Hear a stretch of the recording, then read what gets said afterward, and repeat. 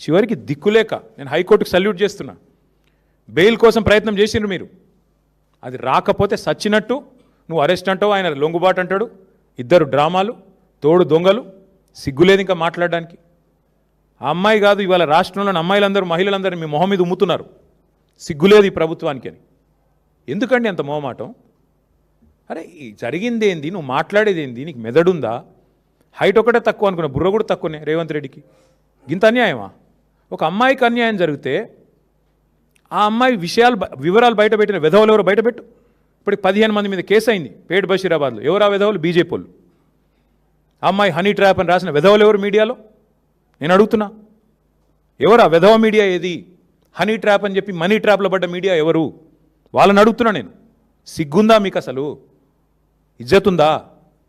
ఇంకా మాట్లాడుతున్నాడు ముఖ్యమంత్రి, కేంద్ర హోంశాఖ సహాయ మంత్రి. ఈయననేమో నేను పంపించిన నా కొడుకుని ఈయనంటాడు. ఆయన చేసిన ఘనకార్యానికి ఫస్ట్ పోలీసు వాళ్ళు బరబర గుంజుకపోవాలి. నీవు దాచిపెట్టిన 9 రోజులు ఆ కుటుంబాన్ని బెదిరించినావు నువ్వు. నిన్ను కేసులో పెట్టాలి, సిగ్గుంటే రాజీనామా చేయాలి. ఇంకా మీదికెళ్ళి ఏదో చాలా ఇద్దరు శుద్ధ పూసల్లాగా, సత్య సందుల్లాగా, సత్య హరిశ్చంద్రుడు కజిన్ బ్రదర్స్ లాగా ఏదో యాక్టింగ్లు, మళ్ళీ మీదికెళ్ళి దానికి ప్రమోషన్లు.